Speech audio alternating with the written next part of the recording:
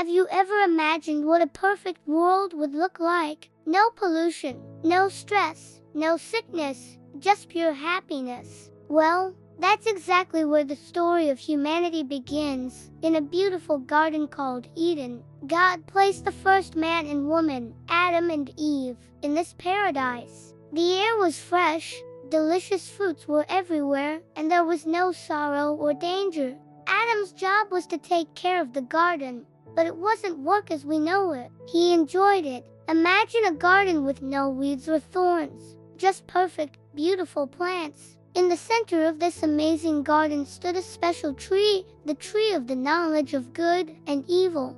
God gave them one simple rule: you can eat from any tree you want, except this one. If you eat its fruit, you will die. With countless other delicious fruits available, this seemed like an easy rule to follow. Adam and Eve loved God, and He loved spending time with them. He was their friend, walking and talking with them in the cool of the day. It was a perfect relationship in a perfect place. But this perfect peace was about to be shattered. Not all of God's creation stayed good. An angel, whose name is Satan, had become evil. He was filled with jealousy and wanted to destroy the happiness that Adam and Eve had. He devised a plan to trick them into disobeying God. So, Satan entered the garden, disguising himself as a serpent, and approached Eve. He slyly asked, "Did God really say you can't eat from any tree in the garden?" Eve corrected him, "No, we can eat from all the trees, just not the one in the middle.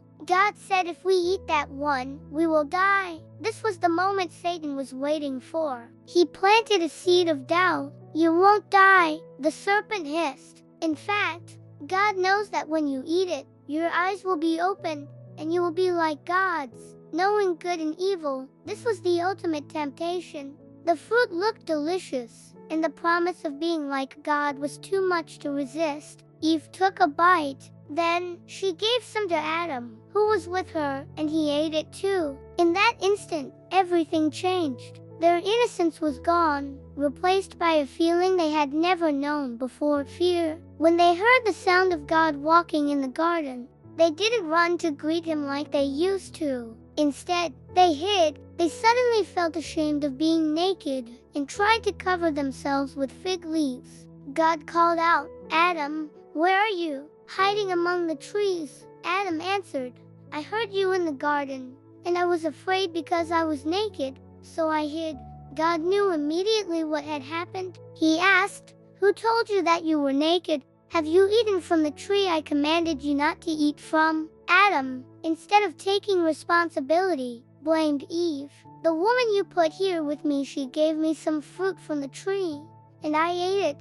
Then God turned to Eve and asked, "What is this you have done?" Eve, in turn, blamed the serpent. "The serpent deceived me, and I ate." Because of their disobedience, there were consequences. God cursed the serpent, saying it would crawl on its belly forever. He told Eve that she would experience pain in childbirth, and that her husband would rule over her. And to Adam, He said that work would now be hard labor. The ground would produce thorns and thistles, and he would have to toil for his food. But the most heartbreaking consequence was that they could no longer live in the Garden of Eden. God sent them out and placed a mighty angel with a flaming sword to guard the way back. Life would never be perfect again. Yet, even in this moment of judgment, God showed mercy. He made them clothes from animal skins to cover their shame, a more durable covering than the leaves they had chosen. And most importantly, He gave them a promise, a glimmer of hope. Speaking to the serpent,